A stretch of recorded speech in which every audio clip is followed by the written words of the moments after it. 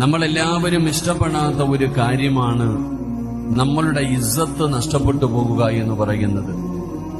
എന്റെ പ്രിയപ്പെട്ട സഹോദരങ്ങളെ, ഒരു മനുഷ്യന്റെ അഭിമാനത്തിനു വല്ലാത്ത സ്ഥാനം കൊടുക്കുന്ന ഒരു മതമാണ് പരിശുദ്ധമായ ദീനുൽ ഇസ്ലാം.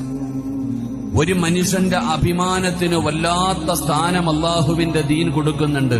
അത് മനസ്സിലാകണമെങ്കിൽ മഹാനായ ആദരവായ പ്രവാചകൻ നബി മുഹമ്മദ് മുസ്തഫ സല്ലല്ലാഹു അലൈഹി വസല്ലമ തങ്ങൾ ഒരിക്കൽ പരിശുദ്ധമായ കഅബാലയത്തിന്റെ മുമ്പിൽ നിൽക്കുമ്പോ നബി സല്ലല്ലാഹു അലൈഹി വസല്ലമ തങ്ങൾ കഅബയെ നോക്കിയിട്ട് പറഞ്ഞു, നിനക്ക് വല്ലാത്ത സുഗന്ധമാ, നിനക്ക് വല്ലാത്ത സ്ഥാനമാ.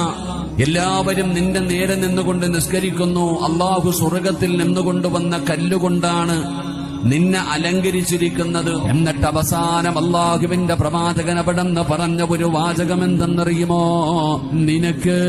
നിനക്ക് ഒരുപാട് സ്ഥാനവും ആദരവും ബഹുമാനവുമെല്ലാമുണ്ട്. എങ്കിലും അല്ലാഹുവിന്റെ മുമ്പില് നിന്നെക്കാളും ഒരു അടിമയുടെ ഇസ്സത്തിന് വിലയുണ്ടെന്ന് നബി മുഹമ്മദ് മുസ്തഫ. ആ കഅബാലയത്തിനെക്കാളും അല്ലാഹുവിന്റെ മുമ്പിൽ സ്ഥാനമുള്ള ഒരു കാര്യമാണ്.